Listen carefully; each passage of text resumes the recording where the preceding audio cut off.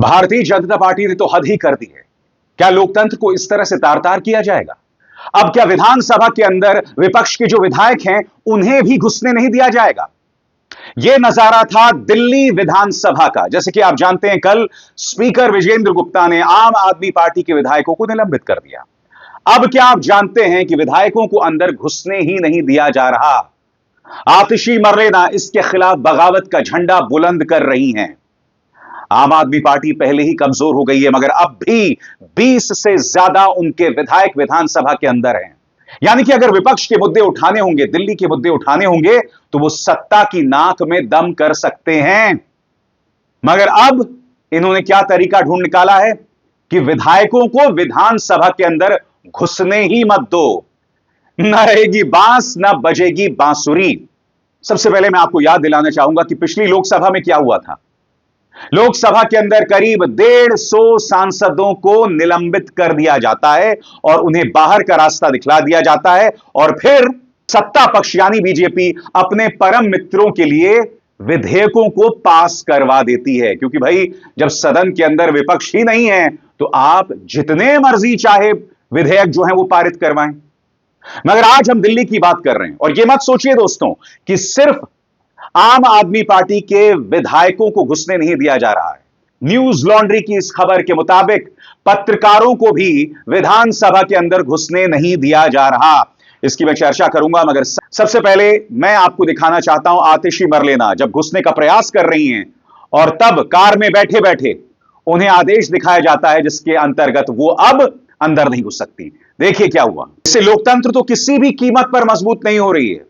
इंतजार कीजिए, इस मुद्दे पर भाजपा नेता सतीश उपाध्याय ने क्या कहा, प्रवेश साहिब सिंह वर्मा ने क्या कहा, उसकी भी मैं चर्चा करूंगा। इसके अलावा सीएजी की वो रिपोर्ट जिसमें दावा किया जा रहा है कि करीब 2000 करोड़ का नुकसान हुआ था, उसकी हकीकत क्या है वो भी मैं आपके सामने पेश करूंगा। मगर मैं अब आपको वो लम्हा दिखाना चाहता हूं दोस्तों, जब आतिशी बैरिकेडिंग के सामने खड़ी थी और उन्हें अंदर घुसने नहीं दिया जा रहा था। देखिए, स्वाभाविक सी बात है दोस्तों, इसके बाद विपक्ष के पास सिवाय प्रदर्शन करने का कोई विकल्प नहीं रह जाता। मैं फिर आपसे कहता हूं, विपक्ष का यह पूरा अधिकार है कि वो जनता की आवाज को उठाएं। अगर वो अराजकता मचाते हैं तो स्पीकर का अधिकार है कि वो विपक्ष को बाहर का रास्ता दिखलाए। मगर आप जानते हैं कि भाजपा जब से सत्ता में आई है, इससे पहले लोकसभा के अंदर भी किस तरह से वहां के स्पीकर, चाहे राज्यसभा हो या लोकसभा हो, भाजपा के पक्ष में प्रचार करते हैं। और यहां दिल्ली विधानसभा में भी मुझे इस बात पर हैरत नहीं होगी कि यहां पर भी वही किया जा रहा है। तो सवाल यही किया जाएगा कि आखिर क्यों। देखिए किस तरह से आतिशी मरलेना अपने विधायकों के साथ प्रदर्शन कर। सबसे शॉकिंग बात दोस्तों, न्यूज लॉन्ड्री की इस खबर के मुताबिक पत्रकारों को भी घुसने नहीं दिया जा रहा। मैं आपको याद दिलाना चाहूंगा, जब अरविंद केजरीवाल मुख्यमंत्री थे तो एक दो ऐसे मौके आए थे जब पत्रकारों को आम आदमी पार्टी के दफ्तर या सचिवालय में घुसने पर रोक लगा दी गई थी। मगर विधानसभा के अंदर उन पत्रकारों को रोका जा रहा है जिनके पास अक्रेडिशन है, यानी सरकारी मान्यता प्राप्त पहचान पत्र है। भाजपा कह रही है कि यह किसी गलतफहमी से हो गया। मैं आपको बतलाना चाहता हूं दोस्तों कि न्यूज लॉन्ड्री की खबर के मुताबिक किन किन पत्रकारों को अंदर घुसने नहीं दिया गया आपके स्क्रीन पर। एएनआई से निरंजन मिश्रा, दीपक रावत एबीपी न्यूज से, पीटीआई से श्वेता, इसके अलावा पुलकित नागर टाइम्स नाउ से, मोहित बख्शी न्यूज नेशन से, जावेद मंसूरी न्यूज 18 से, देवेश भाटी जी न्यूज से और नमित त्यागी जनतंत्र से। इनमें से अधिकतर गोदी मीडिया है। मगर मैं आपसे एक सवाल पूछना चाहता हूं, जिन पत्रकारों को अंदर नहीं घुसने दिया, क्या इस पर कोई बवाल मचाया गोदी मीडिया ने? याद कीजिएगा दोस्तों, यही हरकत लोकसभा के अंदर की गई है जब पत्रकारों की एंट्री को सीमित कर दिया गया है। और मैंने, याद कीजिएगा, वो मुद्दा आपके सामने उठाया था तब जब पत्रकारों को एक कमरे के अंदर नजरबंद जैसा कर दिया गया था। राहुल गांधी उनसे मिलने आए थे।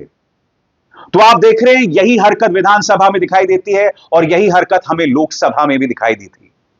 इसीलिए मैंने कार्यक्रम की शुरुआत में कहा दोस्तों, इससे क्या लोकतंत्र मजबूत होगा? बहरहाल भारतीय जनता पार्टी उग्र तेवर में है।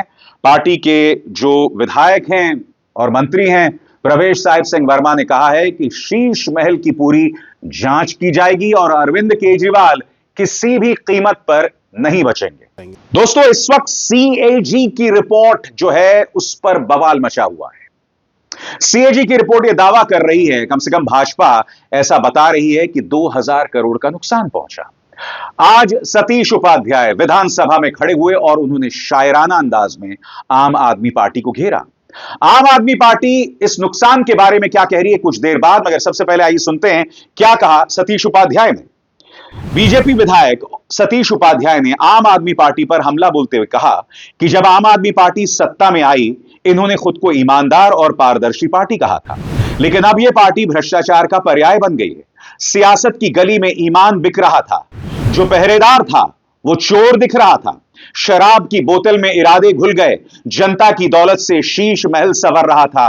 ये वही पार्टी जो ईमानदारी और पारदर्शिता के दावे करती थी, लेकिन आज भ्रष्टाचार के दलदल में अंदर तक डूबी हुई है। कैग ने दिल्ली की शराब नीति, अनियमितता और भ्रष्टाचार को उजागर किया है। इस नीति से दिल्ली को 2002 करोड़ से अधिक का नुकसान हुआ है। यह दिल्ली के लिए भारी नुकसान था। लाइसेंस के लिए नियमों का उल्लंघन हुआ है, मगर दिल्ली की पूर्व मुख्यमंत्री आतिशी मरलेना ऐसा नहीं मानती। वो कह रही हैं कि सीएजी में पारदर्शिता की तारीफ की गई है। वो वहां नहीं रुकती, वो कहती हैं कि अगर यह नुकसान हुआ है तो भारतीय जनता पार्टी की वजह से हुआ है, और वो इसके 3 कारण गिनाती हैं। क्या कह रही हैं आतिशी, आइए सुनते हैं। तो अब जो सवाल दिल्ली वालों के सामने है, अब जो सवाल देश के सामने है कि एक खराब पॉलिसी हटाकर एक अच्छी पॉलिसी लाई गई, एक ट्रांसपेरेंट पॉलिसी लाई गई, लेकिन उस पॉलिसी का ठीक से इम्प्लीमेंटेशन नहीं हुआ, तो वो 8,900 करोड़ तक सरकार का खजाना नहीं पहुंच पाया, 2,000 करोड़ कम रह गया। तो ये 2,000 करोड़ कम रहने के पीछे किसका हाथ है? किसने रोकी इस पॉलिसी की इम्प्लीमेंटेशन? किसने ये 2,000 करोड़ का सरकारी खजाना बढ़ने से रोका? इस सीएजी रिपोर्ट के आधार पर उस पर इन्वेस्टिगेशन होना जरूरी है, और मैं उम्मीद करती हूं कि उस पर इन्वेस्टिगेशन होगा, क्योंकि ये इम्प्लीमेंटेशन रोकने के पीछे 3 लोग जिम्मेदार हैं। सबसे पहले भारतीय जनता पार्टी के लेफ्टिनेंट गवर्नर, सबसे पहले कसूरवार, जिन्होंने न्यू एक्साइज पॉलिसी इम्प्लीमेंट नहीं होने दी, बीच में रोड़े अटकाए, उस पॉलिसी को जमीनी स्तर पर नहीं उतरने दिया। कसूरवार number 2, central bureau of investigation, जिसने इस पॉलिसी का 1 साल पूरा होने से पहले इस पॉलिसी के आधार पर एफआईआर करी। कसूरवार नंबर 3, इन्फोर्समेंट डायरेक्टोरेट, जिन्होंने इस पॉलिसी खत्म होने के 1 साल पहले ही इस पॉलिसी पर ईसीआईआर करी।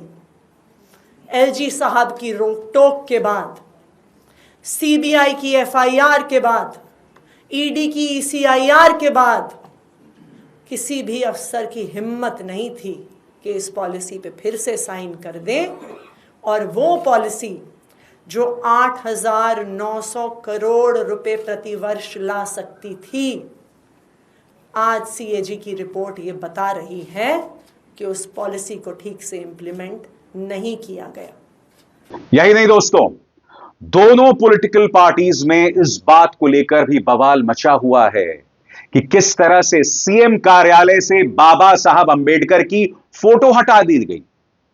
इस मुद्दे को लेकर आम आदमी पार्टी और कांग्रेस दोनों भारतीय जनता पार्टी पर प्रहार कर रहे हैं तस्वीरों के सहारे।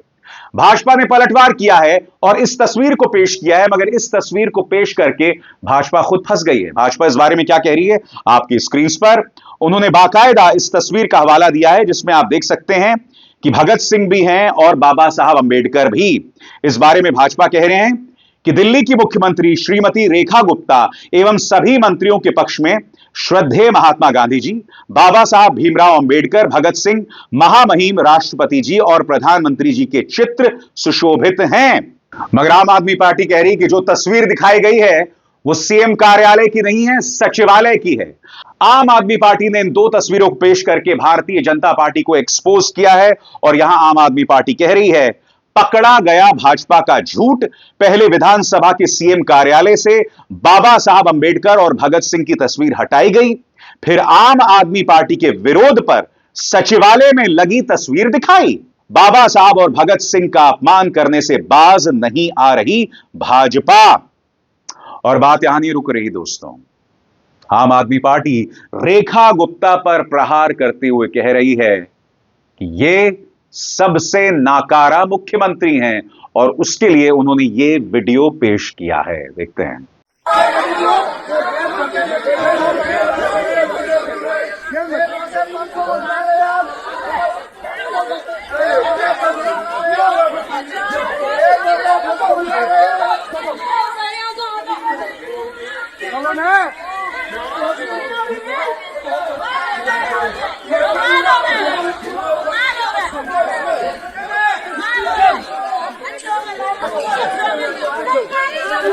दोस्तों, इसी मंच पर मैंने आपको बतलाया था कि रेखा गुप्ता जो कि दिल्ली की नई मुख्यमंत्री हैं, उनके पुराने ट्वीट्स वायरल हुए थे।